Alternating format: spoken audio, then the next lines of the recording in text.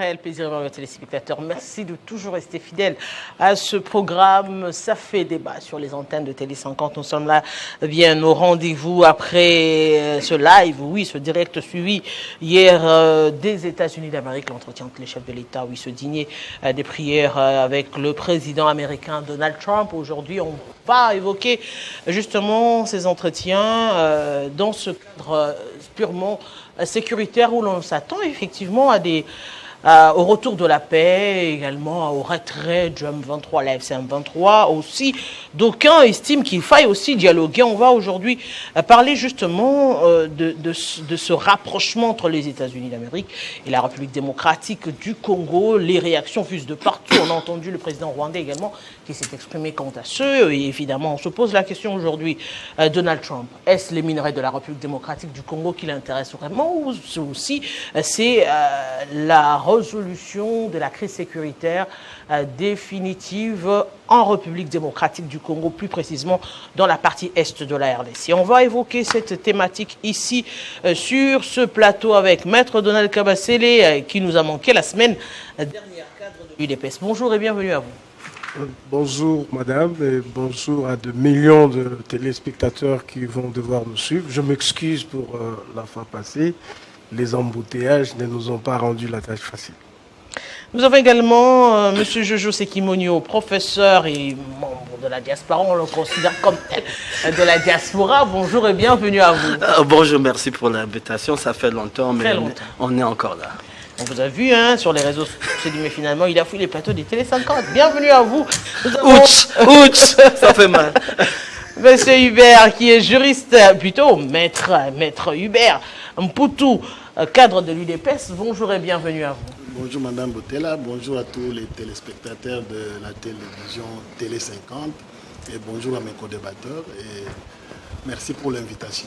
Nous avons aussi Monsieur Toudisha Washakaponga. Voilà, j'ai réussi à prononcer le nom, c'était un peu compliqué dans les coulisses. Juriste, mais également professeur des universités.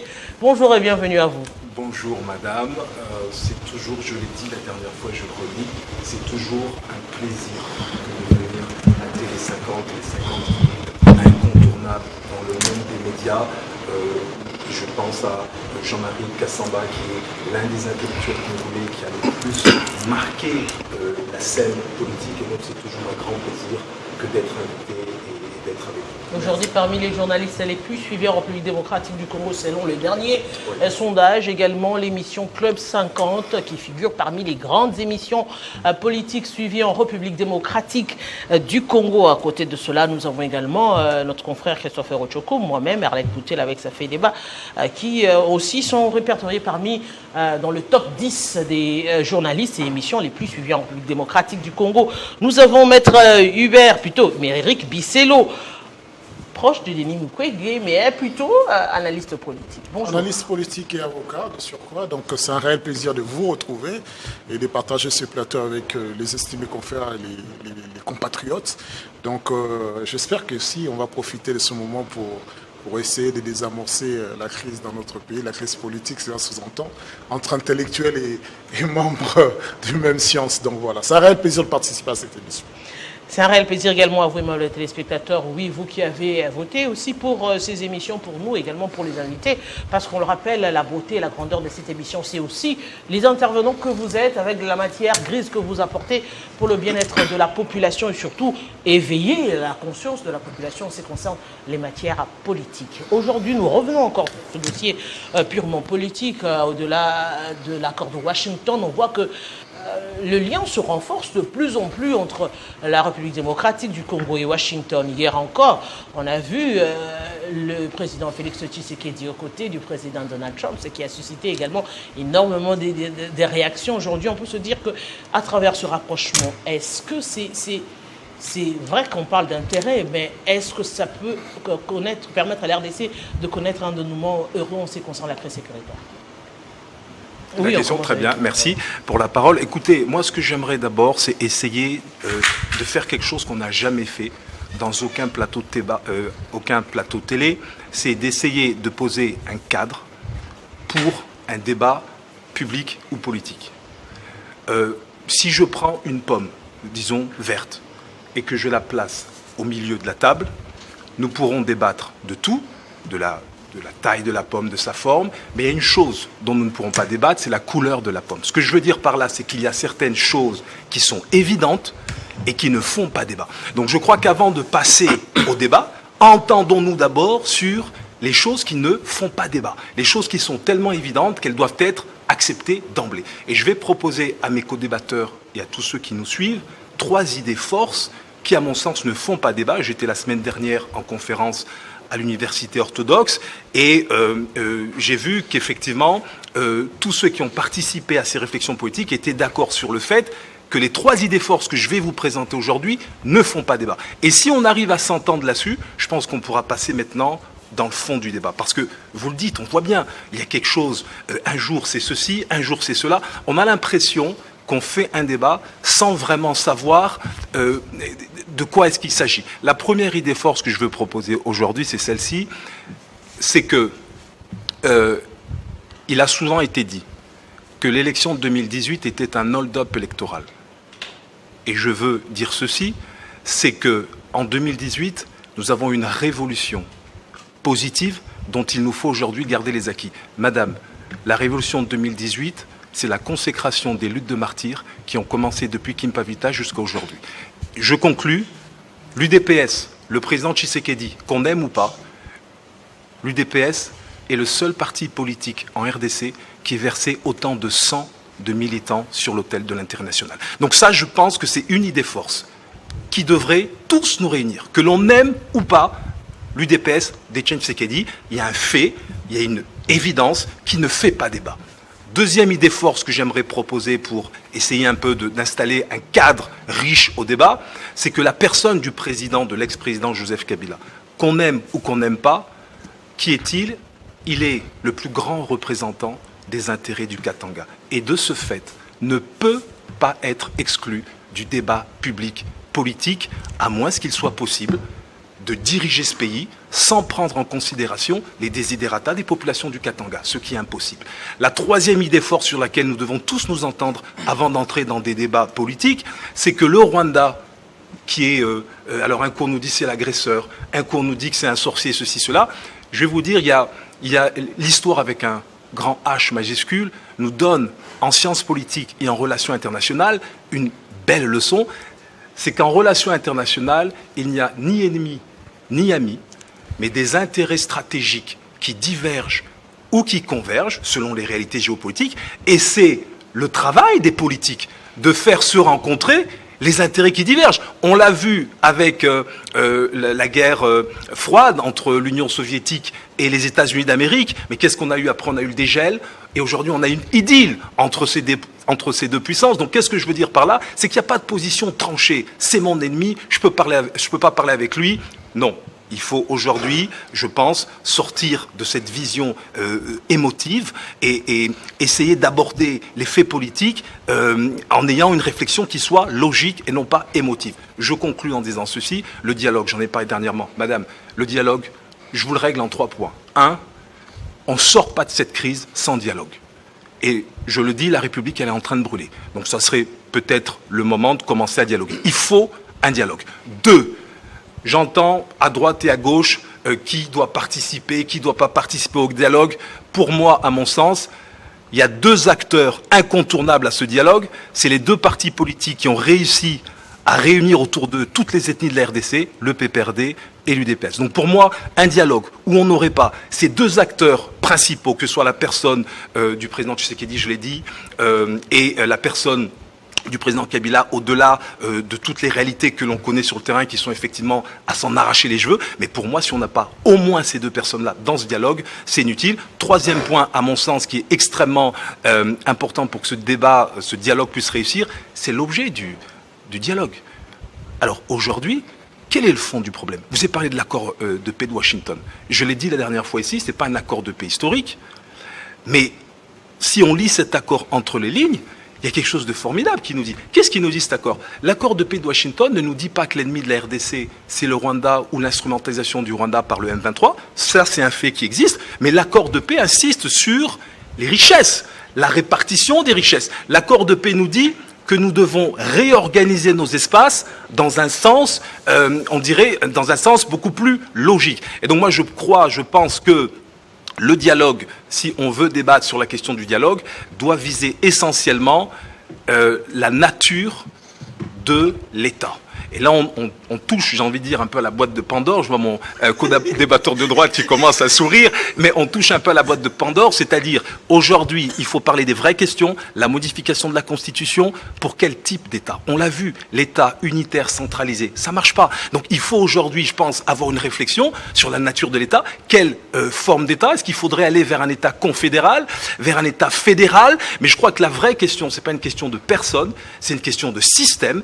Et je suis de ceux qui pensent que le président de la République, au lieu de courir toutes les capitales du monde, c'est bien, on voit, il mouille le maillot, on sent qu'il en veut, tout ça, mais je crois qu'aujourd'hui, il faut retourner au souverain primaire, organiser un référendum populaire sur ces questions, demander aux Congolais qu'est-ce qu'ils veulent vraiment, demander aujourd'hui, par exemple, à nos compatriotes qui sont à l'est de la RDC, si vous leur demandez qu'est-ce que vous voulez, continuer dans un État unitaire centralisé qui a échoué depuis qu'il existe, ou essayer d'aller vers une nouvelle forme d'État qui puisse effectivement permettre de réorganiser nos espaces dans un sens différent de celui qui existe depuis les indépendances et qui a failli. Monsieur Sekimonyo, on a entendu le professeur, oui, c'est allé autour de plusieurs questions à la fois, mais justement, toutes ces questions sont justement par rapport à ce rapprochement autour de l'accord de Washington, et aujourd'hui on voit ce rapprochement qui aujourd'hui est jugé positif par le pouvoir en place, qui permettra certainement, et qui pense que cela pourrait résoudre la crise sécuritaire.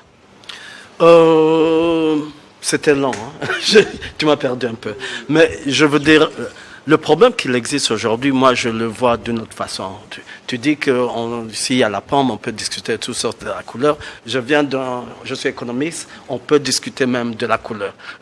C'est divergent. On ne peut pas débattre. Si je mets une pomme verte, elle est verte. Si vous dites qu'elle est rouge, il n'y a plus de débat. Il y a les daltoniens. Moi, je dis que ça fait débat toujours. Ça fait débat. On peut débattre. Ça veut dire quoi? On doit se permettre, on doit se permettre de parler de tout et de rien. C'est un monde où c'est ouvert. On ne peut pas être tous d'accord, mais on va en parler pour chercher le mettre point. Cet accord, le rapprochement que je dis, je répète, c'est on rapproche qui? On rapproche le business américain à l'État congolais. Ce n'est pas un rapprochement des business congolais au business américain. On refait le contrat chinois. Je dis on pouvait faire mieux. On est allé. Ce qu'on a offert, ce n'est pas ça le problème. Mais ce qu'on demande, c'est ça le problème. On parle de la crise sécuritaire. Mais la définition de notre crise sécuritaire, c'est quoi? C'est une urgence militaire. Au moment où la crise sécuritaire en RDC a un lien direct avec l'extrême pauvreté. On pouvait bien aller dire aux Américains, on a le minerai, mais aidez-nous à nous guérir de l'extrême pauvreté qui va de pair pour dire moderniser notre économie, moderniser ceci, mais on en parle d'une façon, de la RDC, on ne parle pas du Congolais. Le grand décalage ou la distance, la séparation entre moi et le président Tshisekedi, et que le président parle de la RDC, mais jusque-là, il n'a pas encore parlé des Congolais. Même dans le dîner, c'est comme ça, on a honte d'avoir honte, de dire on est extrêmement pauvre. La guerre en RDC, ce n'est pas une crise militaire, c'est beaucoup une crise, c'est la pauvreté. Même si on va au dialogue, on va aller dialoguer quoi? C'est encore des solutions politiques. Au lieu du dialogue, pourquoi pas dissoudre le Parlement? Parce que c'est là où la discussion doit se faire. Si on ne peut pas résoudre la discussion au Parlement, on n'a qu'à la dissoudre et refaire les élections. Qu'est-ce qu'on va aller dialoguer? On dialogue au Parlement. Si on ne la fait pas au Parlement, on l'a déçu.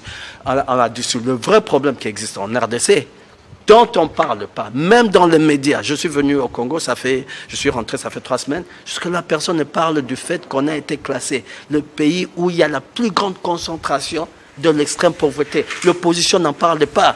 Tous les professeurs, journalistes n'en parlent pas. Comment on va résoudre le problème du Congolais? On met en avant la RDC, mais pas le Congo. Et c'est ça qui me gêne. J'ai même honte de le voir parler. Dans les discours, tout le monde parle de la RDC, de ses ressources. Mais les gens qui meurent dessus, on n'en fait pas allusion. Les États-Unis veulent ce qui est sur le sous-sol. Ils veulent la RDC. Mais ils s'en foutent du Congolais. Le projet Volt Volt Project, ça met la lumière sur la RDC, ça veut dire les minéraux. Mais dans cet écran, on ne voit pas le Congolais. Mais comment parler de la République démocratique du Congo sans parler du Congolais? C'est complètement contradictoire, parce que je ne sais pas ce que le prof Segui Monio essaye de dire. Quand il parle du Congo, mais il ne parle pas des Congolais. Bon, le président de la République, il est le chef de l'État, il représente la nation, il en est le garant. Ça veut dire qu'on ne parle pas de la RDC sans parler de sa population. Quand on évoque des questions de sécurité, quand on a besoin que nous ayons la collaboration avec la première puissance mondiale, la puissance militaire du monde, on parle parce qu'il y a un problème. Le problème, ce n'est pas la pauvreté. Le problème, c'est que nous n'avons pas un pays pauvre, pas du tout. Nous avons un pays riche qui est convoité par tous les voisins, qui s'organisent à nous faire la guerre pour piller ses richesses et partir avec. C'est ça le problème. Donc il a été évoqué plusieurs temps. Il y a eu beaucoup de scènes depuis 1994 jusqu'à aujourd'hui. Nous connaissons les affres de cette guerre. Nous en souffrons dans nos cœurs.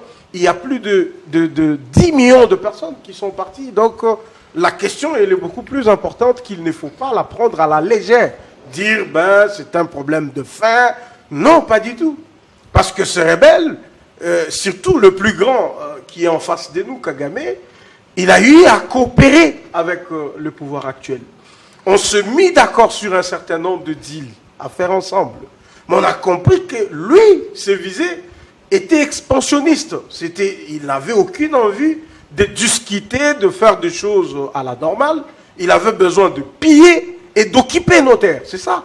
Mais justement, le plus grand ennemi de la RDC, c'est connu que c'est le Rwanda, c'est Kagame, avec ses supplétifs qui viennent pour justement s'aimer la zizanie ici, chez nous en RDC. Justement, cette question nous permet également de poser cette sous-question. Aujourd'hui, on se dit, eh bien, puisque le Rwanda, on a tous crié ici que le Rwanda était le protégé des États-Unis d'Amérique, appuyé par les États-Unis d'Amérique.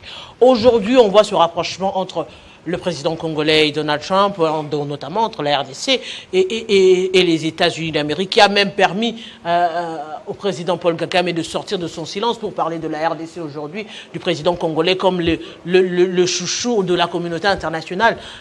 Qu'est-ce que la RDC a promis finalement aux Américains pour être chouchouté à ce point? C'est ça en fait, c'est que les ennemis de la RDC ne veulent pas dire. C'est que ces rapprochements, ils inquiètent effectivement ceux qui se sont toujours organisés pour piller ce pays avec, à ce moment-là, la complicité de toutes ces puissances qui sont aujourd'hui avec nous. Voyez-vous? Donc, il faut d'abord saluer ces rapprochements. Il faut saluer cette diplomatie du président Félix. Il ne faut pas dire qu'au lieu de se pavaner à travers le monde, il serait venu dialoguer avec Kabila ou quoi que ce soit. Il fallait saluer d'abord cet esprit d'ouverture, cette diplomatie agissante qui fait qu'aujourd'hui, on est en face d'une puissance qui n'a pas été trop clémente avec nous à un certain moment. Il y a eu des scènes de complicité que nous avons décriées ici et là. Aujourd'hui, on renoue ces relations, on s'étale sur un projet, on fait des deals de projets qui doivent bénéficier à des Congolais. Et c'est ce qui dérange Kagame, vous l'avez suivi. Il est sorti, je pense, hier, de son silence pour commencer à ingurgiter des choses, même contre les États-Unis d'Amérique. Vous avez vu la réaction du fils de Museveni, qui lui aussi s'en est attaqué aux Américains. Pourquoi? Parce qu'à son temps, ils étaient appuyés. Aujourd'hui, ils comprennent qu'ils perdent cet appui. Alors, on veut nous distraire avec des trucs du genre, écoute, il faut être là, c'est Kabila et Tshisekedi qui doivent parler, alors que Kabila, il fait exactement le jeu du Rwanda. Donc aujourd'hui, si notre frère dit qu'il y a des choses sur lesquelles on doit s'entendre, il évoque le fait que cette crise, si elle ne met pas en face Kabila et Tshisekedi, c'est inutile.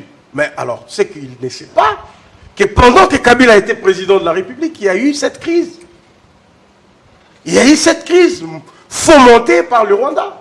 Et Kabila aujourd'hui a rejoint ses pères, on va dire, rwandais, pour continuer à faire la guerre en RDC. Donc, pour lui, si on n'a pas Kabila en face de nous, eh bien, notre vision serait émotive. Elle ne l'est pas. Je ne vois pas les États-Unis négocier avec des terroristes. Je ne vois pas les Américains vouloir parler avec des terroristes. Pas du tout. Je ne vois pas un pays souverain qui veut affirmer sa souveraineté, qui veut se comporter comme tel, qui veut être indépendant, chercher ou faire des yeux doux aux rebelles. Pas du tout. Donc, si on parle dialogue dans un camp de la patrie. On doit être tous ensemble d'accord que notre ennemi commun, c'est le Rwanda. Le Rwanda nous agresse. C'est le Rwanda qui finance. C'est le Rwanda qui coopère avec le supplétif du M23 AFC. C'est le Rwanda qui nous agresse. On doit être capable de dire ça avant de nous asseoir entre Congolais. Et donc, si vous avez ces Congolais qui ont choisi de financer le M23, d'accompagner le Rwanda dans sa démarche, eh bien, il y a de place pour en parler. Le M23 et l'État congolais sont en train de négocier à Doha. Ils n'ont pas besoin de venir dans un dialogue inclusif. Pour ceux-là des Congolais qui veulent venir dans ce dialogue-là, la première des choses, c'est que nous devrions avoir un langage commun, c'est que nous sommes agressés par le Rwanda. C'est le Rwanda qui fait ça comme ça. On peut se dire des choses, on peut se parler des secrets, au lieu qu'on soit là avec des gens qui nous obligent d'intégrer l'armée, de reprendre les contrôles de Goma, de rester des gouverneurs à vie de Goma et des villes qu'ils occupent, qui nous disent qu'on doit partager des frontières, qui nous disent exactement tout ce que le Rwanda veut. Ça, ce n'est pas le cas. Et donc, on ne va pas parler de prélats, de ceci, cela, qui ont pris une position tranchante. Les prélats sont tranchants, ils ont choisi leur camp, et le camp de prélats, c'est le camp de Kagame. Ça ne fait l'ombre d'aucun doute, et donc, on ne va pas avoir de froid à les dire. Donc, aujourd'hui, notre ami doit certainement le savoir, que Joseph Kabila ayant rejoint la rébellion, il n'est plus cet ancien président dont le Congo avait besoin. Pas du tout. Il doit payer de sa traîtrise, de sa trahison contre l'État, il doit payer ça. Aujourd'hui, vous tuez à l'Est. Demain, vous devenez ministre de Mines. Vous devenez ministre de la Défense. Et toutes ces familles qui ont perdu le leur, vous faites quoi avec? Donc, on doit arrêter ces cycles-là. Il faut que ça s'arrête. Mais justement, si on doit Il faut pas que ça s'arrête. Il ne faut pas que demain, il y ait un autre Nanga qui va reprendre les armes, qui va revenir et qui va devenir encore ministre. Et demain, il y a un autre. On a déjà des rebelles qui sont connus ici, qui marchent avec nous, qui mangent avec nous, mais qui ont sémé désolation intérieure dans des familles de gens. Il n'y a pas eu de justice. Donc on doit être tranchant sur ce point-là. Maître Bissiello, est-ce que ce n'est pas aborder beaucoup de choses à la fois? On voit le président de la République qui tend la main, qui se dit favorable au dialogue. Du jour au lendemain, il sort de son silence pour parler, déterminer le type de dialogue. Tantôt, on voit la SENCO qui est sollicitée, de l'autre, on voit la SENCO qui est boycottée encore. On se dit, finalement, qu'est-ce qui se discute qui ne permet pas à la République démocratique du Congo ou encore au gouvernement d'avoir une position fixe et évoluer avec cette position? Tout d'abord, c'est vrai, je rentre d'emblée dans l'essentiel de votre question. Je vais ramasser dans la également c'est parce que l'inconstance des gouvernants actuellement démontre effectivement qu'ils n'ont pour seule préoccupation que leurs propres intérêts. Aussi longtemps que leurs intérêts seraient mis en péril, ils changeraient de position au gré de la tendance. C'est-à-dire, c'est pour cela que je reviens à cette interrogation, comment peut-on parler d'une nation sans parler de sa population? C'est normal. Il est le chef d'État aux États-Unis. Voici ce que Trump dit en présentant, en parlant de chef d'État. Nous avons signé le plus grand accord avec certaines de nos grandes entreprises et elles s'y installent. Donc, merci beaucoup, Monsieur le Président. Le plus grand accord minier. Je ne sais pas si vous en avez entendu parler. C'est pour cela qu'on a tout à fait raison de parler. Les puissants se sont entendus. Les gouvernants se sont entendus pour les intérêts de quelques individus et non pas de la nation. Parce que la nation, si c'était de la nation, ça aurait fait des mots par du peuple. On aurait vu quel serait l'apport de ce accord tout à fait exceptionnel que l'Afrique n'ait jamais connu, qui concerne le sous-sol des Congolais et non pas d'un régime politique. Et quel en serait les bénéfices? Ça aurait dû faire un débat. Ça n'a pas fait un débat parce que le peuple ne compte pas. Il n'a pas de voix. Je vous donne un exemple des pays dont le peuple n'existe pas, mais dont on entend parler de nation. L'Haïti.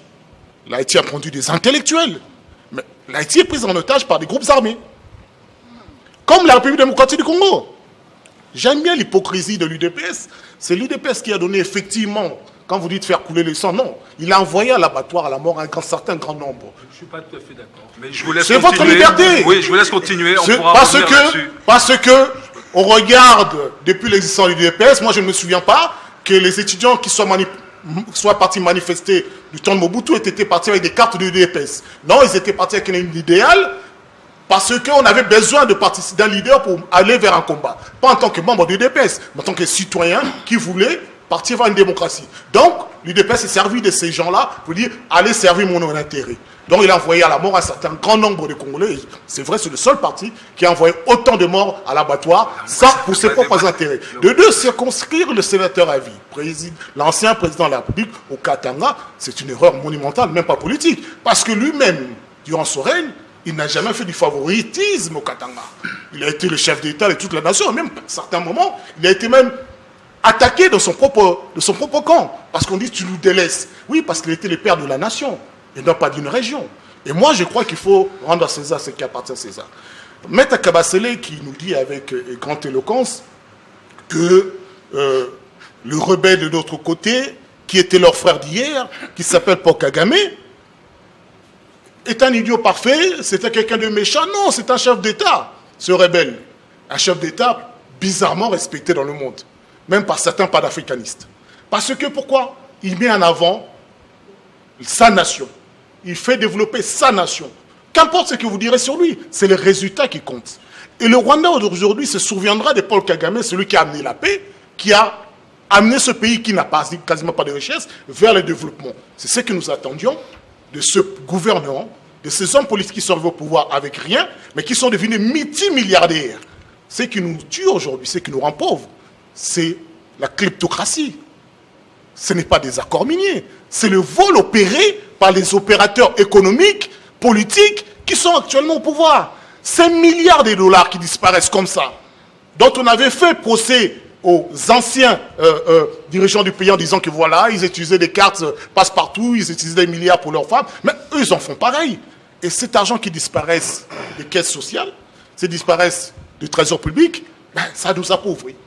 Et à un moment, parce que ça fait quand même 7 ans qu'ils sont là, c'est bizarre que vous nous parlez aujourd'hui d'une ou deux universités construites en 7 ans, mais en 7 ans, il n'y a pas l'argent qui sont sortis pour des projets dont on devrait évaluer ces projets, comment nous emmener. Mais il y a également il y a le PDL 145 territoires à travers la République. L'échec total, PDL 145 territoires. Parce qu'un projet, comment est-ce que vous l'évaluez? Vous budgétisez, vous commencez, vous allez à terme, il peut y avoir effectivement des erreurs. On corrige les tirs, 1 milliard par-ci, 1 million par 10 millions par-ci, 10 millions par-là. Mais bizarrement, vous pouvez mettre 120 millions avec eux, ça disparaît. On remet de nouveau 200 millions, ça disparaît, on remet 500 millions. Francophonie, ils ont humilié les chefs de l'État. Combien de chefs d'État a dû descendre sur place pour que les infrastructures de la francophonie soient visibles? Imaginons un peu la débandade.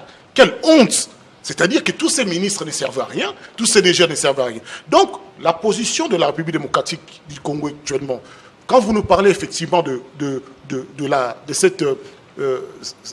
fait que nous ne parlions plus de la pauvreté, de l'extrême pauvreté de la population, parce que nous n'en parlions plus, parce qu'on sait que 3/4 de la population vit sous le seuil de pauvreté. Nous savons que nous avons un problème. Tous les chiffres sont négatifs. On dénombre 2 à 3/4 des Congolais qui sont mentalement instables. Ben, socialement, nous sommes au fond, dans le gouffre.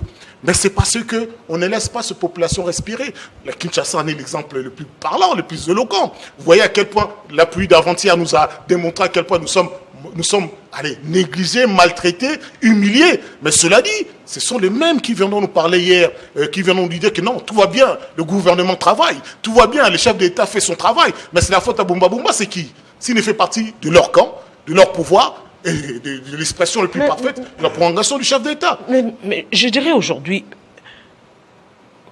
comment rendre visible cela, Maître Hubert? Comment rendre visible cette diplomatie agissante sur terrain? Comment rendre visible ce que Donald Trump a dit? Il n'y a plus de guerre dans la partie est de la République démocratique du Congo. C'est quand même aberrant pour la population de l'Est qui nous suit, dire qu'il n'y a pas de guerre, alors que Goma et Bukavu est toujours occupé. Comment rendre ces propos, comment rendre cette diplomatie visible sur le terrain? Merci, Mme Boutela. Je vais d'abord toutefois m'apaisantir sur des réponses à certains propos qui s'écartent d'ailleurs directement du débat, parce que le décor que les profs Wakashampanga, voilà. Wachakampanga. Merci. Ok, tout dit ça. On finira par couper ça ici.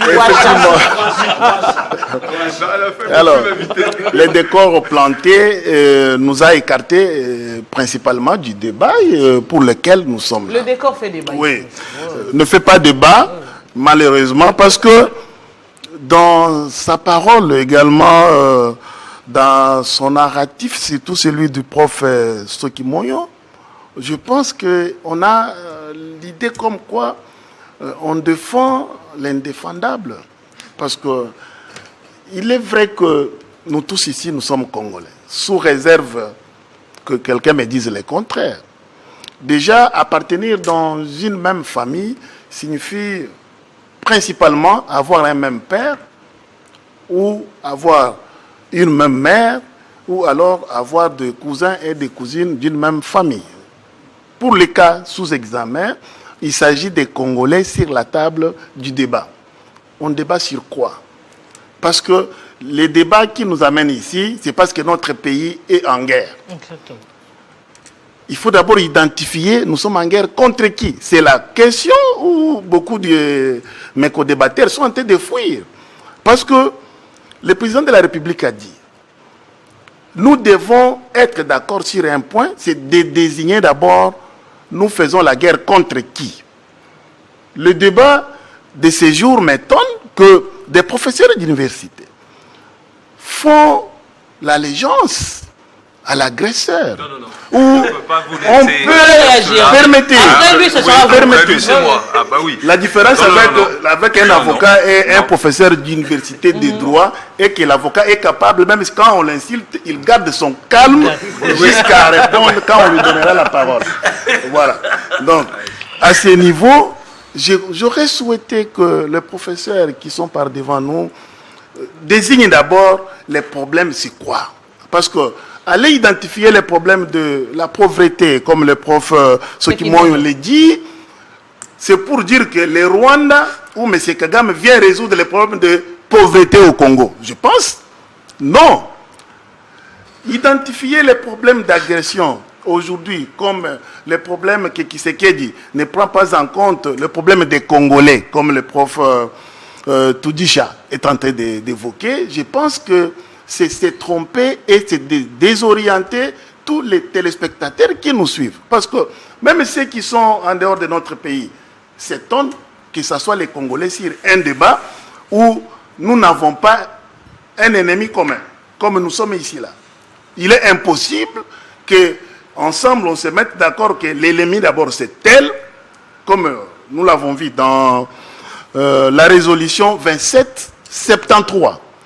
Mais quel est ce Congolais que nous sommes, Madame Botela? C'est une question qui doit être d'abord autour du débat. D'ailleurs, que les CESAC devaient se saisir, parce que une question internationale où il y a l'unanimité, il y a la résolution qui est pour laquelle il y a eu le vote à l'unanimité, mais les Congolais eux-mêmes ne sont pas unanimes sur la question d'agression. Alors là, vous m'excuserez que je sois un peu tranchant, parce que je souhaiterais que dans les débats, parce que les décors plantés, je pensais que les profs voulaient dire que nous devons d'abord être d'accord que, effectivement, c'est qu'on ne peut pas changer que le pays a été agressé. Et là, je comprendrai. Mais ici, on est en train de naviguer dans le vin. Lequel vin est tiré, personne ne veut le boire. Donc, c'est pour dire, la crise actuelle, qui principalement est sécuritaire, devait d'abord avoir des solutions qui ne sont pas, comme nous font vendre de l'autre côté, que pour qu'il y ait la solution, il faut qu'il y ait le dialogue avec Kabila. Il faut qu'il y ait donc la considération des questions économiques des Congolais. Parce que il y a une question principale. Et permettez, madame. Oui, j'arrive. À ce que vous dites. Parce que vous avez donné assez de temps. Oui, vous allez parler. Je voudrais que j'aie le même temps. Exactement. Parce que... En fait, lorsqu'on parle justement des solutions à la crise sécuritaire, est-ce qu'aujourd'hui on peut présenter ce rapprochement entre les États-Unis d'Amérique comme une réponse à la crise sécuritaire? Non. On sent qu'on parle plus des minerais, on parle plus du sous-sol congolais. Comment cela peut être représenté comme solution à la crise sécuritaire? Madame, permettez, je tenterai d'y aller doucement et surtout répondant ou au moins touchant les points sur lesquels chacun a abordé la question. Parce que là, je n'ai pas encore touché la question de Maître Eric. Parce que quand vous pensez que les États-Unis cherchent les minéraux, je suis d'accord avec vous. On ne doit pas s'effacer pour dire nous n'avons pas les minéraux. Les États-Unis cherchent les minéraux, oui. C'est ce que nous avons. Et qu'est-ce que nous obtenons en retour? Parce que avant de croire que la question est économique, il faut d'abord identifier qu'est-ce que vous avez. Parce que vous n'allez pas résoudre les questions qui soient à la fois économiques, sécuritaires, par la parole simple. La RDC est riche en minéraux. Le Rwanda, pour lequel aujourd'hui Maître Eric est en train de vanter comme un pays dans le monde respecté, mais le président Paul Kagame et tout consort, et c'est avec l'appui de qui, pour votre information? C'est avec les mêmes États-Unis. Et vous voudrez bien que les autres pays ont le droit d'approcher, voilà, c'est là où je disais, j'allais répondre à votre question, vous voudrez approcher bien les États-Unis, faire des deals, mais non la RDC parce qu'elle est dirigée par Félix Tshisekedi? Je pense non. Et le jeu international change. Acceptez ça. Et quand le jeu change, et nous avons un président de la République qui a vu ou qui avait une vision dans les temps. Parce que vous voyez le président du Rwanda d'hier. Mais aujourd'hui, dans les temps, je vous assure, c'est comme il vous a dit, les Égyptiens que vous voyez ici, vous ne les verrez pas. Ou plus. C'est pour vous dire quoi? Dans les changements de rapport de force, notre pays est dans la bonne voie. Parce que la diplomatie a été effectivement agissante. Parce que pour certains, ils pensent que quand nous disons il y a eu une diplomatie agissante, nous sommes des flatteurs ou nous cherchons... Sur terrain. Donc nous cherchons quoi? Sur terrain, madame, permettez que c'est un processus. Rassurez-vous, après la guerre du Rwanda, les génocides du Rwanda, le lendemain, je n'ai pas vu le développement au Rwanda. Demandez à ceux qui vivaient à Goma. Le Rwanda, c'était la crise connue de tout le monde. Il y a eu un temps pour travailler.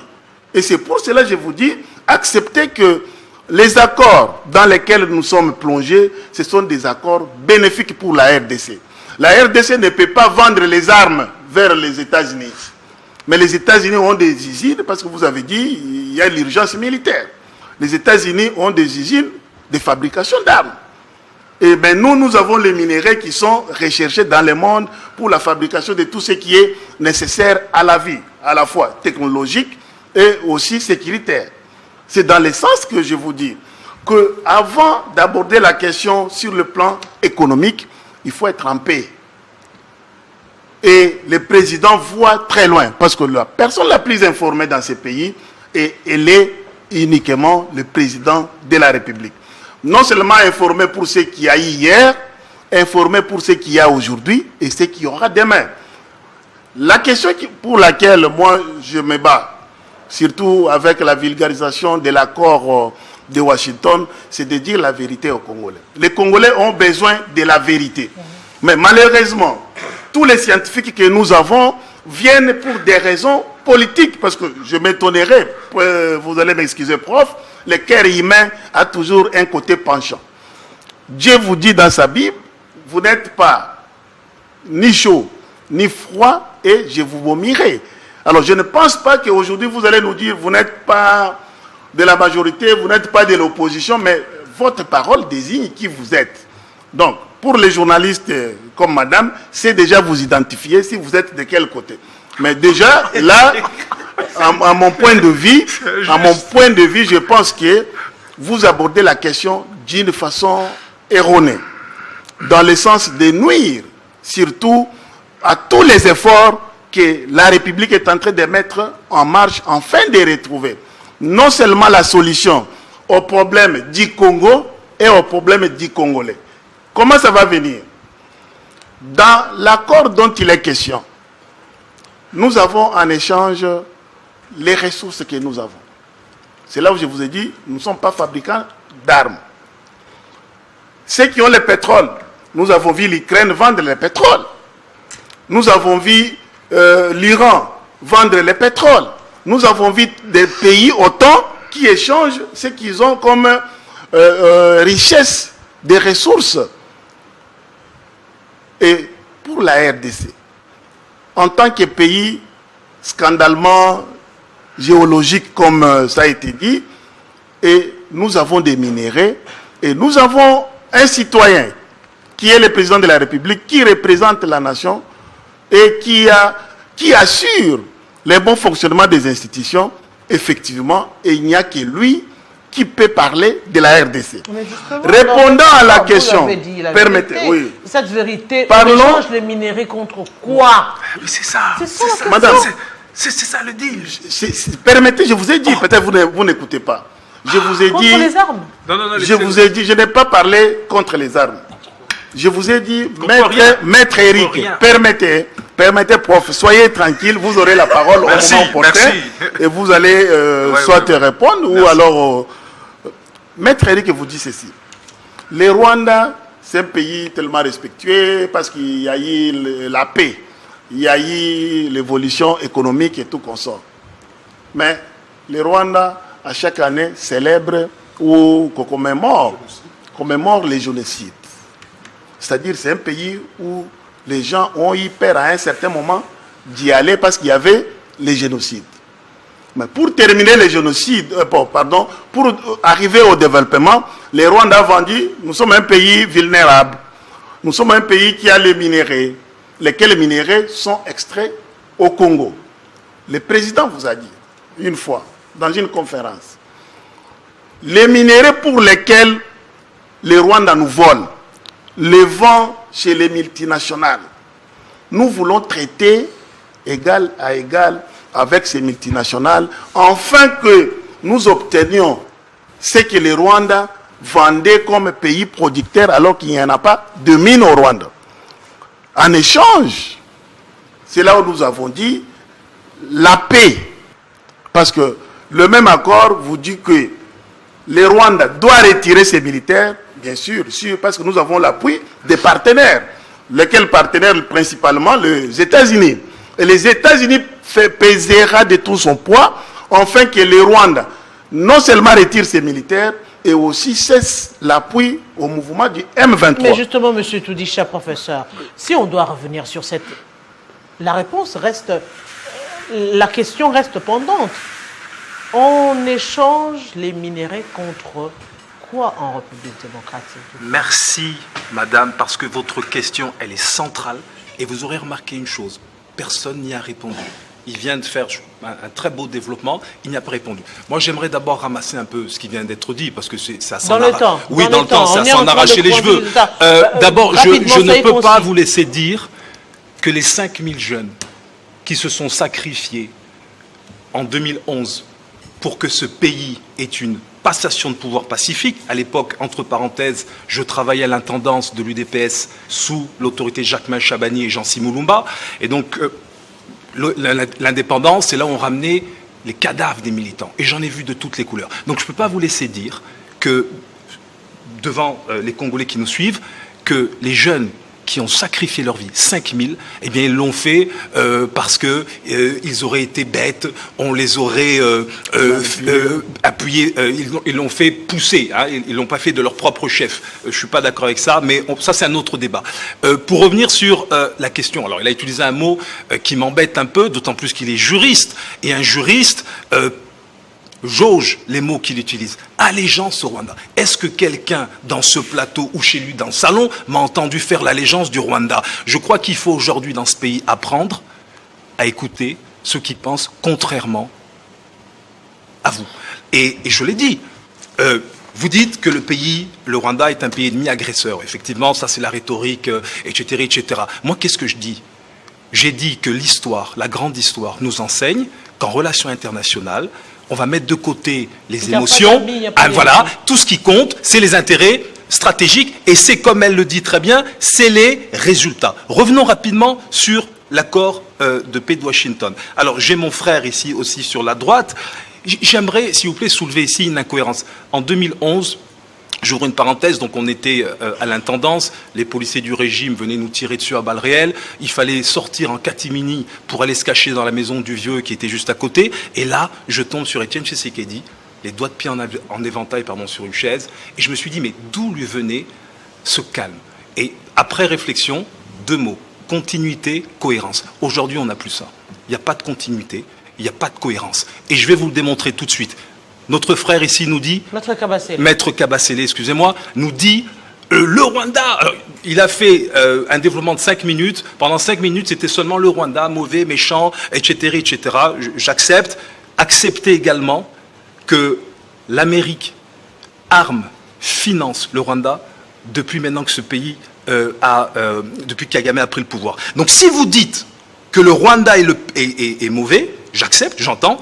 Soyez cohérents, dites également que l'Amérique qui arme le Rwanda est également l'ennemi de la RDC. Ça, c'est une question de cohérence, et je crois que tous ceux qui nous regardent seront d'accord avec moi. J'accepte le principe que le Rwanda est l'ennemi de la RDC, à condition que vous soyez conséquents avec vous-même et que vous disiez, les États-Unis d'Amérique qui arment le Rwanda depuis maintenant 20 ans, vous avez parlé de ces millions de morts, elles viennent d'où les armes? Elles viennent d'où les munitions? Qui a formé les officiels rwandais qui massacrent nos frères à l'est de la RDC, si ce n'est les États-Unis d'Amérique? Donc soyez cohérents, s'il vous plaît. Autre point important, l'accord de paix. Qu'est-ce qu'on gagne? En Ukraine, Zelensky, il a eu au moins des garanties de sécurité. Nous, on a tout donné, on n'a aucune garantie de sécurité du genre. Si le Rwanda continue à faire ce qu'il fait, on va descendre sur place et le renvoyer chez lui. Rappelez-vous, madame, à l'époque, les élections en 2011, qu'est-ce que dit Trump? Il dit à Kabila, au président Kabila, si tu ne quittes pas, moi j'ai envoyé 80 militaires des marines à Brazzaville. Et donc là, effectivement, on sentait que le président Trump avait cette volonté de faire bouger les lignes. Mais là, cette fois-ci, on n'a aucune garantie de sécurité. En revanche, eh bien, on a donné toutes nos richesses à l'est de la RDC, et en contrepartie, qu'est-ce qu'on a? On n'a rien du tout. Et donc c'est ça, moi, qui me fait m'arracher les cheveux. Je l'ai dit tout à l'heure, avant le débat, rappelez-vous ce que je vous ai dit, l'importance de s'entendre sur ce qui ne fait pas débat. Parce que si on n'arrive pas à s'entendre sur des choses qui sont évidentes, on ne peut pas après discourir sur des choses qui sont complexes. Moi, j'ai entendu dans votre émission des gens venir nous dire que la dépréciation du dollar avait amélioré le panier de la ménagère. Mais aujourd'hui, la ménagère, elle va au marché, elle n'a même plus de panier. Tellement la situation est devenue catastrophique. Donc il y a des choses qui ne font pas débat. Et il faut d'abord qu'on arrive à s'entendre sur ces grands principes, c'est-à-dire le Rwanda est le pays agresseur, j'accepte. L'Amérique qui finance le Rwanda depuis 20 ans, qu'est-ce qu'elle est alors? Donc, si on arrive à s'entendre sur les idées forces qui, à mon sens, eh bien, sont fondamentales pour un débat politique, public, riche, si on arrive à s'entendre sur des choses aussi basiques, on pourra après aller en profondeur. Mais pour répondre à votre question, madame, je suis docteur en sciences politiques, mon directeur de thèse, c'est l'un des plus grands intellectuels d'Afrique subsaharienne, feu le professeur Honora Agassi. Qu'est-ce que je veux dire par là? Moi, je peux croire en tout. Je peux même croire au Père Noël. Mais je ne croirais jamais que l'Amérique de Trump, elle vise les intérêts des populations congolaises ici au Congo. Non, mais dis donc. Monsieur Sekimounio, attendez, arrêtons de rêver quand même. Avec ce niveau de réflexion, on va aller où? Maître Hubert a dit, c'est scandaleux. Ici, on n'arrive pas, que ce soit les professeurs, les scientifiques, à nous expliquer, nous, oui, je prends la population, la place de la population, les avantages des accords signés avec Washington, à Doha, parce qu'on doit le dire, la RDC a signé des accords avec Trump, avec le président Kagame également. On a suivi en direct, on a parlé d'accords historiques. Qu'est-ce que le Congolais qui attend la paix, qui attend justement que les choses rentrent dans la normale, peut peut tirer comme bénéfice de ces accords? Pour le faire plaisir, oui, le Rwanda, c'est un pays, c'est le pays agresseur. J'espère que tu es content. Je pensais que c'était ça, c'est même pas une discussion. Le plus grand problème de l'UDPS, ils sont politiques, mais ils ne comprennent pas le social et l'économie. Dans cet accord, ils expliquent mal. Moi, je veux vous aider. Dans l'accord stratégique, cet accord, il donne l'avantage aux États-Unis. On ne peut pas en discuter. Mais maintenant, de l'autre côté, ils ont fait des erreurs techniques. Par exemple, ils disent que dans le projet stratégique, il faut être citoyen américain ou une compagnie américaine. Mais je demande qui est plus avantagé qu'un citoyen américain, qu'un citoyen congolais? C'est le Congolais américain. Ça veut dire, votre ministre de la diaspora, il devait faire des forums pour galvaniser la diaspora congolaise et les mettre en avant. Si un citoyen congolais américain, on le met son projet en avant, il passe. Mais vous ne pensez même pas à ça. De deux, on est allé là-bas, pour résoudre nos problèmes, on devait dire on donne les minerais. En échange de quoi? Pour résoudre notre problème de pauvreté, le plus grand problème qu'on a en RDC, c'est le capital humain. Notre économie est primitive. Le capital humain, si vous voyez sur l'échelle, on est parmi les plus bas. Il y a une clause qui dit, dans ces stratégies, on dit les États-Unis garantissent l'échange, la communication entre nos universités et les universités américaines. Ça veut dire qu'on pouvait utiliser cette ligne en usant de la diaspora pour avoir le transfert de connaissances. Aujourd'hui, la guerre entre les États-Unis et la Chine, ce n'est pas la guerre des minéraux, c'est une distraction. C'est le savoir-faire. Oui. Ça veut dire, nous, on se prend la tête qu'on est important au moment où ce sont des petites cales qui se font. On a vu Teng Fungurume. Chinois, ils vendent aux Américains.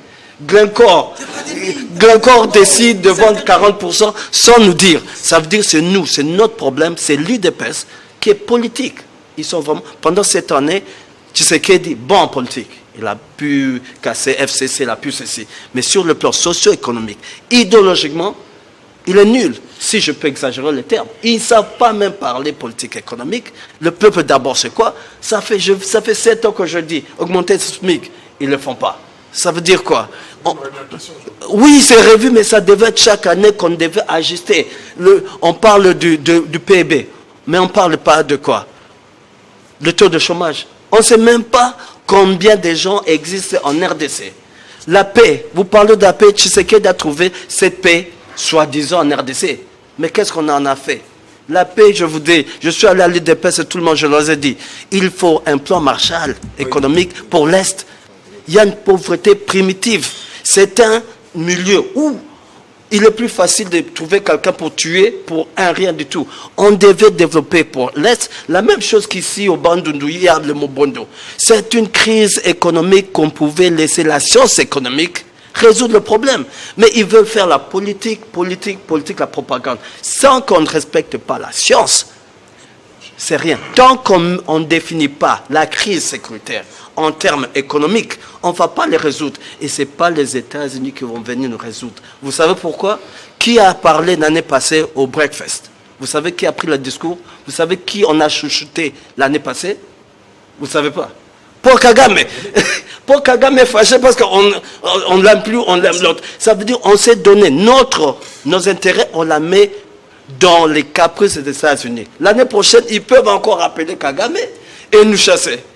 Comment on peut aller extravertir nos aspirations, notre rêve aux Américains qui peut changer à tout moment? Je dis ceci, pour qu'on résolve notre problème. Oui, je suis d'accord pour la révision constitutionnelle, mais ça doit se faire pour des raisons économiques. Des deux, on doit changer notre orientation de notre politique internationale. Si je peux dire dans le temps, je transite, on doit être des prédateurs. Tant que la RDC n'est pas colonise l'Afrique centrale, au moins, on n'aura pas de paix. Mais, Maître Kabasele, on sent que l'approche des scientifiques remet en question l'approche politique que vous avez, vous les politiques, sur cette question sécuritaire, sur les questions diplomatiques. Et déjà, Maître Hubert l'avait dit, si déjà dès le départ, entre Congolais, entre scientifiques et politiques, on n'arrive pas à s'accorder sur le vrai problème, le politique parle d'autre chose, l'économiste parle autre chose.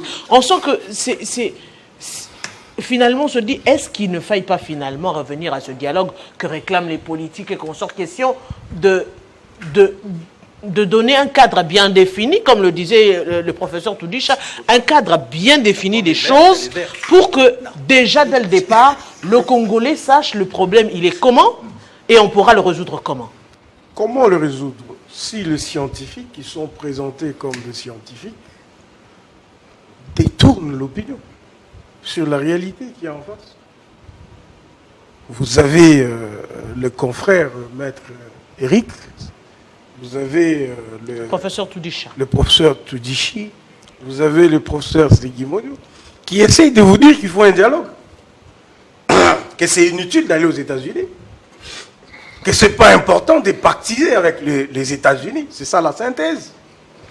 Qui vous démontre que l'IDPS, c'est un parti qui a envoyé des gens mourir, qui n'a rien à proposer. C'est ça la rhétorique de ceux qui soutiennent le Rwanda. Et là, ils vont dire, écoute, ils ont une conclusion. Non. Ils vont dire... Non. Laissez-les s'exprimer, le professeur. Il est dans son temps de parole. Non. Ce n'est pas que vous. Il a parlé du professeur, il a parlé de M. Sekimodio. Et vos apaisements, vous aurez le temps de réfléchir. C'est son point de vue. Non.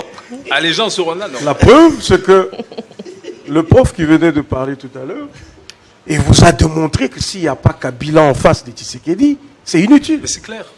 Il y a notre frère qui vous a dit ici que mais Kabila, c'est un président modèle. Il a bien gouverné le pays. C'était un monsieur formidable, fantastique.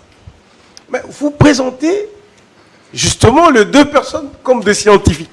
Donc vous voulez que la population qui suit se dise que ce sont des scientifiques qui émettent de points de vue objectifs. Et pourtant, ils sont partisans dans leur dire. Qu'est-ce que Kabila a fait? Les réserves d'échange sont parties de 666 millions en 2018. Aujourd'hui, vous savez, les réserves d'échange sont à 7,7 milliards de dollars sous la gouvernance de Tshisekedi. Vous voulez qu'on parle de quelle économie? Aujourd'hui, en ressources propres, on sait produire 10 milliards de dollars. Et le panier de la ménagère, il y a les 1000 milliards. Et le panier de la ménagère, il est comment? Nous parlons économie ou pas? Ben oui, on est dans Vous l'économie. voulez qu'on parle de politique économique? Vous voulez qu'on parle de chiffres? Il y a 1000 milliards de dollars. J'accepte. Écoutez, le panier de la ménagère. Laissez M. Kabasele s'exprimer. J'étais très calme quand vous parliez. Excusez-moi. Soyez calme. Mais quand on parle économie, on parle indicateur, non? Kabila a laissé quel budget? Il a laissé à 3 milliards. Vous pensez qu'à l'époque de Kabila, nous étions en paix? Les gens vivaient bien? Les gens mangeaient 4 fois par jour? Les fonctionnaires étaient bien payés? C'est ça, c'est ce que vous voulez faire croire? 18 ans après, il a échoué. Et puis je vous informe que Joseph Kabila n'appartient plus qu'à l'histoire. Il n'appartient plus qu'à l'histoire. Il a fait son temps, il est parti, il a rejoint les rebelles, il va payer le prix de sa traîtrise. Ce n'est même plus l'occasion de révéler qu'aujourd'hui, on parle de 18 milliards, on parle de 25 milliards, on projette 98 milliards de dollars. Donc, quand vous voulez faire croire aux autres que la RDC a donné tous ces minéraux, il n'a rien négocié. J'ai eu l'impression que vous n'avez pas lu cet accord. Vous faites des débats sur des choses que vous n'avez pas lues. Vous dites qu'il n'y a pas de garantie sécuritaire. Mais vous vous trompez complètement. Quelles sont les garanties? Voilà! Il y a des garanties sécuritaires. Il y a des dispositions sur la formation de nos militaires. Il y a des dispositions sur l'approvisionnement avec, on va dire, toutes les armes modernes. Il y a des plans de formation. Il y a l'harmonisation des académies. Écoute, vous me posez la question. L'harmonisation des académies, c'est de ça dont on a besoin. Quand les gens, comme vous dites, se font massacrer, on a besoin d'harmoniser les académies. Je ne sais pas si c'est la première fois de faire un débat. Laissez-moi parler. Mais non, mais c'est tellement dur ce que vous dites. Laissez-moi parler parce que j'ai la parole. Et vos apaisements. Donc, vous n'avez pas lu l'accord. Ne venez pas faire des spectacles ici sur des choses que vous n'avez pas lues. Est-ce que vous savez combien est chiffré cet accord? Vous ne savez pas. Pourquoi on a chiffré cet investissement qui est estimé à 500 milliards pour vous? Ça ne va rien apporter aux Congolais. 500 milliards de dollars investis, ça ne va rien apporter au Congo. Par rapport à la sécurité, Ah, par c'est rapport à la piéton. paix. Voilà. La paix. Est-ce qu'aujourd'hui les Congolais, c'est prévu. est-ce qu'aujourd'hui le C'est Congo prévu. manque les millions au regard de tout ce qu'on est en train d'entendre des détours? Je vous donne Déjà à la RDC, en interne, nous avons ces millions. La priorité aujourd'hui, n'est-ce pas la paix? C'est là. Comment on obtient cette paix? Quand nos minéraux étaient copieusement pillés, on n'en profitait pas, pour la plupart. Presque tous les minéraux de l'Est du pays n'ont pas profité à la RDC. Les rebelles sont dedans, ils le pillent chaque jour. Ils vont raffiner ça au Rwanda et ils reviennent. Aujourd'hui, nous décidons de pactiser sur ces minéraux-là avec la grande puissance du monde, qui acceptent de venir investir là où on nous pillait par le Rwanda. Ils acceptent de venir investir. Avec quoi comme en retour? Ah oui, les mesures de sécurité qui passent par la formation de nos militaires, la construction des académies, Est-ce que ça n'aurait l'échange pas de été- connaissances avec les universités Est-ce que ça n'aurait été pas été l'appui en logistique. la priorité de priorité, c'est pacifier l'Est de la République des Mais pourquoi on forme le militaire? Pourquoi on va venir Pourquoi nous le même, approvisionner? S'il vous plaît. le même, S'il vous plaît. lui, S'il vous plaît. justement, c'est Mais toutes c'était un ces questions. accord deal minéré contre paix. C'est un troc. On l'a fait avec les Chinois, il l'a rappelé tout à l'heure. Ça, c'était contre infrastructure. Ici, c'est contre paix, contre sécurité. Qu'est-ce qu'ils n'entendent pas, les scientifiques qui sont ici? Mais parce qu'ils ne peuvent pas entendre ça. Ils ne peuvent pas les dire. Pourquoi? Parce que la rhétorique, là, c'est la rhétorique que tu as écoutée chez Cholet. C'est la même rhétorique que tu as écoutée l'AFCM 23 dire ça. C'est la même rhétorique de Paul Kagame. Pour elle, la question n'est pas ça. La question, c'est une question d'occupation de nos terres. Et on recrute même les scientifiques. Il y a Martin Fayoulou qui a évoqué la question du dialogue. Voilà. Il y a Delis Sessanga qui parle du dialogue. Le dialogue, il n'y a personne qui est contre les dialogues. Même le président Tshisekedi l'a toujours dit, il faut négocier. Mais seulement, qu'est-ce qu'il dit? Il dit, écoute, est-ce qu'on peut faire un camp de la patrie où tous, nous devons parler un même langage sur l'agression? Et les autres refusent. Vous avez des gens sur le plateau qui vous disent, pour lui faire plaisir, j'accepte que les Rwandais agressent. C'est pour faire plaisir à quelqu'un. Il dit, pour te faire plaisir, j'accepte alors que les Rwandais agressent. Mais j'ai condamné la complicité qu'avaient à son temps les États-Unis. Je sais que c'est les États-Unis qui armaient Kagame, qui lui donnaient toute la force. Ça, je l'ai dit ici. Merci. Alors, aujourd'hui, pourquoi vous ne voulez pas applaudir le fait que ils ont changé de fusil d'épaule, ils sont avec nous, nous signons avec eux, les garanties de sécurité sont là. Vous voulez pleurer comme Paul Kagame? Mais vous gagnez quoi en le faisant? Pourquoi ce scepticisme, justement, M. Eric Bissel? Les faits ne mentent pas. J'ai entendu mon cher ami nous sortir le narratif de l'UDPS, dont je suis totalement vacciné. Parce que mon cher ami aussi, quand il a travaillé l'UDPS, il nous ramène les 5000 morts, dont on n'a pas vu les tombes. Hein. Mais cela dit, il y a eu 5000 morts, qui sont sacrifiés pour notre démocratie, c'est ça, pour notre paix. Pas démocratie, mais liberté.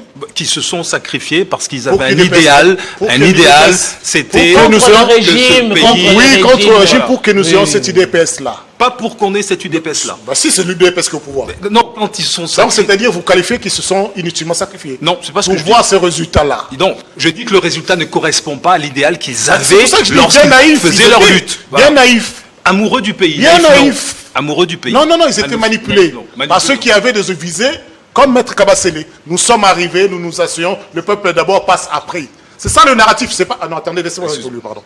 Ça, c'est le narratif. Même aujourd'hui, ils sont même en train de frustration au sein de l'UDPS. Entre ceux qui ont combattu et ceux qui sont en train de manger. L'objectif, c'était de manger. Qui est Joseph Kabila? Parce que Maître Kabasele nous parle d'un monstre qui est né, qui n'a rien fait. Mais c'est un acteur politique sérieux. C'est quelqu'un qui a regardé à gauche et à droite.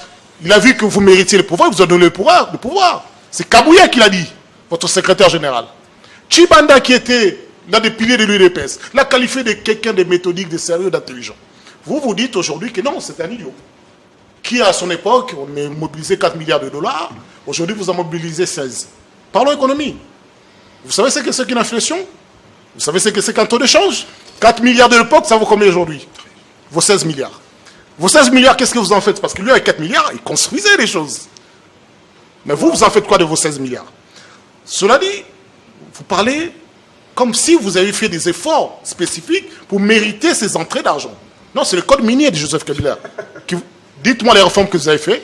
Mais est-ce qu'aujourd'hui, même c'est Eric Bissell, est-ce qu'aujourd'hui, le débat des Congolais devra tourner autour de Félix Tshisekedi, Joseph Kabila, Martin Fayulu, Lassanko?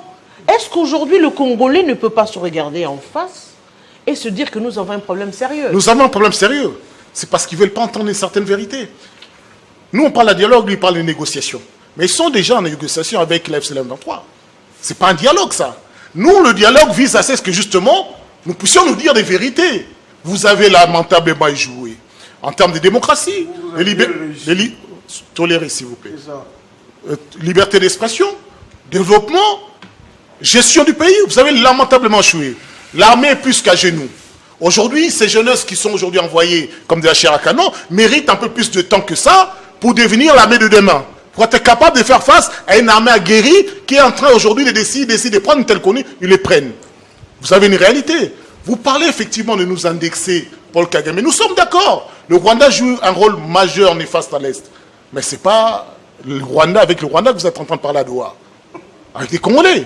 Ce qui sous-entend que ces Congolais-là, c'est eux qui donnent le là. Lorsqu'on a vu Kisangani être bombardé aujourd'hui, ce n'est pas Paul Kagame qui a parlé, mais c'est Nanga, c'est un Congolais avec qui vous êtes en pourparlers. Donc soyez cohérents avec vous-même. C'est-à-dire que vous êtes dans une forme d'intolérance politique interne, vous dites qu'il n'y a pas de problème. Nous disons qu'il y a un gros problème. Parce que cette réforme de la Constitution, elle ne peut pas avoir lieu sous leur position. Pour des simples raisons qu'ils ont des visées dictatoriales, hégémoniques. L'objectif pour eux, c'est de rester éternellement au pouvoir malgré qu'ils échouent. Lamentablement échouent. Donc, nous, ce qui nous importe, ce n'est pas eux, ce n'est pas le régime. Ils vont passer. Mais ce qui nous importe, c'est qu'ils vont nous laisser comme capital. Et malheureusement, eux, avec eux, ils ne laisseront rien. Si ce n'est le chaos et le désordre. Ils sont en train, aujourd'hui, vous imaginez un parti qui est au pouvoir, qui forme des milices.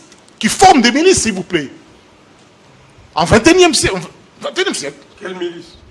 Les forces de progrès, ce n'est pas une milice. Voilà. Vous ne connaissez pas l'histoire. Moi, je n'ai pas besoin de connaître. Le secrétaire général s'est exprimé quant à ça. Il y a même votre Peter Kazadi qui l'a déjà dit dans le passé. Cela dit une violence qui appartient spécifiquement à votre parti politique. Et donc, on n'a pas vu dans le passé. Mais ce qui est vrai et certain, c'est que nous aurions voulu avoir quel est notre plan Marshall. C'est ça que les États-Unis devraient nous apporter. Quel est notre plan Marshall? Il nous parle de 500 milliards. Il oublie le corridor de Lobito. Il ne sait pas que le corridor de Lobito, c'est l'objectif de 500 milliards. C'est pourquoi construire les rails, évacuer les minerais. C'est pas les transformations, mon cher ami. On termine avec Maître Hubert Boutou. Merci, Madame Boutela. Oui. Je suis parfois perplexe et surtout embarrassé par certains propos et surtout l'écart du débat, parce que ici nous avons les gens, les professeurs, des avocats, des scientifiques qui personnellement, je pensais, comme d'habitude dans chaque débat, nous apprenons aussi des autres et parfois nous tirons des leçons de ce qu'on a eu à préparer. Mais j'ai l'impression qu'aujourd'hui certains débats sont sponsorisés. Et que, bon, là, c'est mieux sponsorisé que sponsorisé et que les gens viennent juste pour soutenir une thèse pour laquelle donc on a été sponsorisé. Cela fait que les gens s'écartent de tout débat, quelle que soit la réalité qui est devant. Tenez, les profs médias, parce que Maître Kabassal l'a évoqué, je vais vous faire plaisir. J'accepte que le Rwanda agresse la RDC. Et ces propos, même un étranger ne peut pas les tenir et sortir, aller vivre normalement. Dans d'autres pays, on va directement soit vous interroger sur vos propos, ou alors, si vous êtes étranger, on va vous expulser carrément. Nous avons vu au Rwanda, pour votre information, un musicien qui chante que nous sommes des frères entre Congolais et Rwandais. Vous connaissez son sort. Mais c'est un pays dictateur. C'est un pays où il y a la dictature. C'est le pays pour lequel on défend. C'est le pays modèle. Donc ça veut dire quoi?